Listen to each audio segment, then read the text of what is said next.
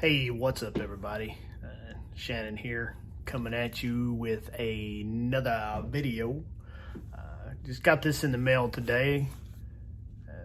You guys remember that? The Topps 40 years of baseball. I got out of this is 91 Topps. Is that right? Yep. And you see there, it says return to sender. Oh well, I wasn't expecting anything. Hey, but stay with me. Stay with me. I got some great pickups I want to share with you guys. Super pumped and excited, so stay tuned.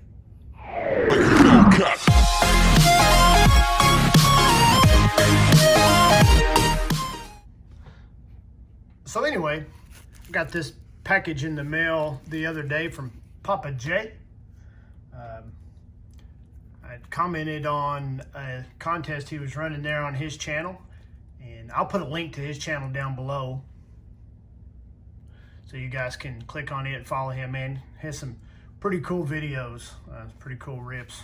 That's Papa J Cards. But I'd put in for commenting on his videos, got entered in one of his giveaways, and wasn't drawn for the first three, but a gentleman who won like the third prize by the name of Chris Howard donated his prize, and needless to say, the fourth drawing I got picked. Pretty awesome. Thank you, Papa J. But anyway, it was a rip of a Topps archive, 2018 Topps archive, and this is what was in the pack. So you opened the pack and then shared it with me, but it's a 2018 1959 style Ryan Dozier, 1959 style Lucas Giolito, AJ Pollock, pretty good player. Another 59 style Duke Snider, and the backs are styled just like the 59s as well. I thought that was pretty cool. Then we got a Twins Terrors, Barrios and Rosario, pretty cool looking card. And then we got the 77s style Francisco Lindor. There's the backs on those. A Chris Archer, Felipe Valquez, Corey Nebel, and DJ LeMahieu when he was with the Rockies, not the Yankees. And then also out of the same pack, got an 81 style Matt Duffy, an 81 style Buster Posey, 81 style, it's a pretty cool card. Rod Carew, here's the backs of the 81 styles. Pretty cool. 2018 Topps archive. A Willie Stargell, Mr. October, Reggie Jackson,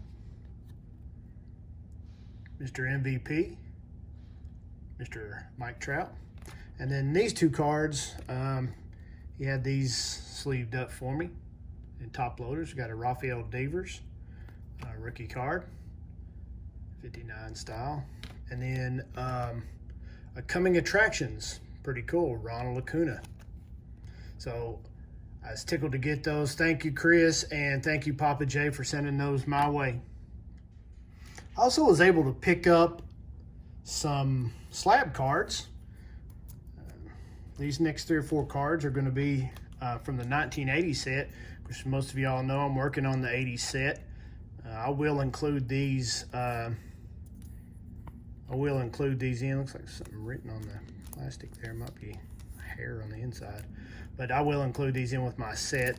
We got the 1980 Carl Yastrzemski. Yes. Got a 1980 All-Star Dave Winfield. Big Dave Winfield, the Padres.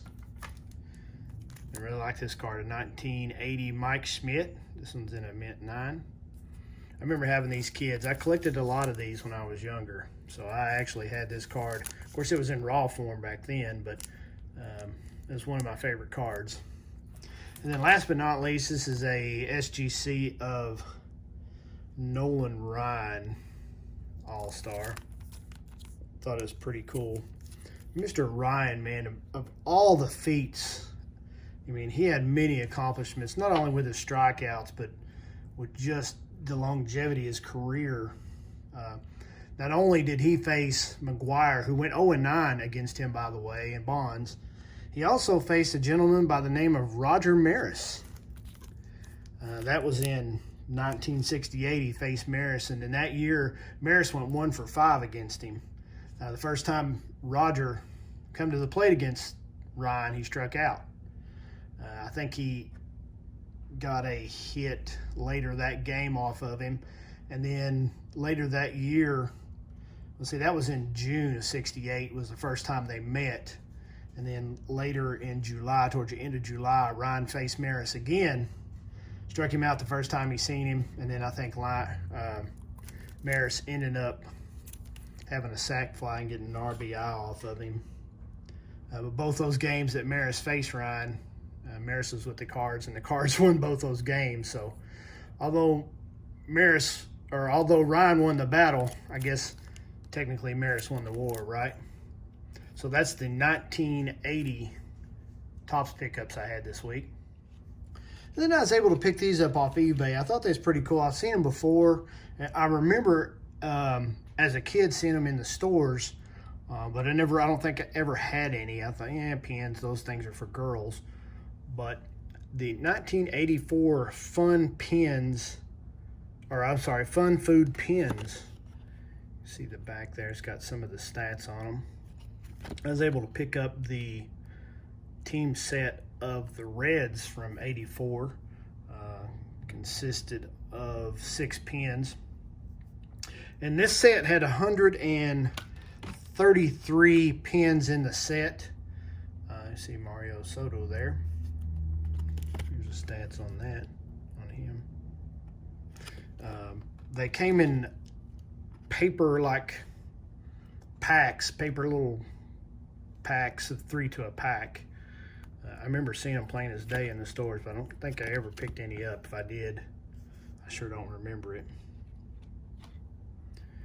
And so Davey.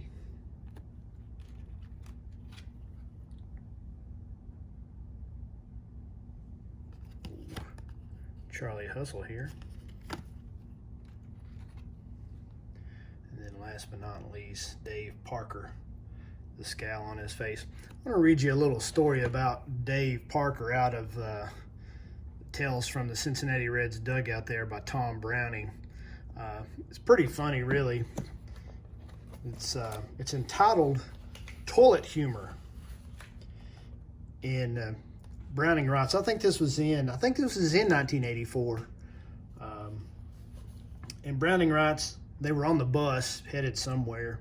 He says, I was always appreciative and understood the role of veterans on a ball club. But that didn't keep me from screwing with the older guys from time to time. Of course, it usually came at the encouragement of my teammates. During one of our trips to Chicago, our plane landed and we hopped on a bus to take us to the team hotel. Dave Parker went into the restroom, and that's when Terry Francona thought it would be a good idea to lock him in there. Terry, of course, wouldn't do it himself, so he egged me on until I finally agreed to do it. I took off my belt and wrapped it around the latch of the restroom door, and I held on to the belt, pressed my back against the wall, and then positioned my feet against the door to form an impenetrable brace. Parker pushed on the door, and it wouldn't budge. Let me out, you idiots, he said. We hushed, everyone, so no one would laugh. Oh, I think the door's locked, I said. Just make sure it's unlocked. You could hear him jiggling it back and forth, and then he gave the door another push, and it obviously didn't budge. I'm not kidding. Open the door, he barked. By this time, everyone had their faces buried in their hands, and it took everything we had to keep from laughing. "Seriously, man, there's not even a lock out here," I said. "Just give it a push." And Park pushed it. He pushed it all right, and then he pounded on it, and then he slammed into the door. He was a huge guy, so everyone heard what was going on. Soon it felt like the whole bus was rocking back and forth while Park went berserk. At the first chance I got, I quickly unwrapped the belt from the door, hid it, and then took a seat while trying to sit as still as possible.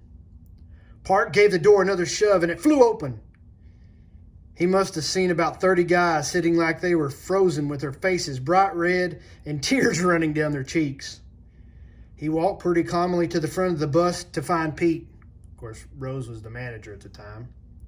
"Hey, blockhead, you tell those guys I don't play like that," he said.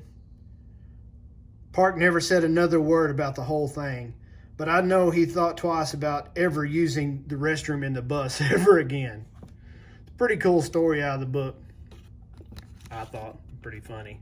A little story about Dave Parker. Hey, that's all I got, folks. Hey, be sure to check out Papa J. Check out his channel. Awesome dude. Really, really great videos on there. Breaks from time to time. But check him out. Until next time, guys, be sure to share this hobby with someone. And be sure to have fun, right? That's what it's all about. So until next time, God bless you guys. God bless our country. Hey, remember to think about our troops deployed overseas, the ones standing in harm's way. Until next time, peace.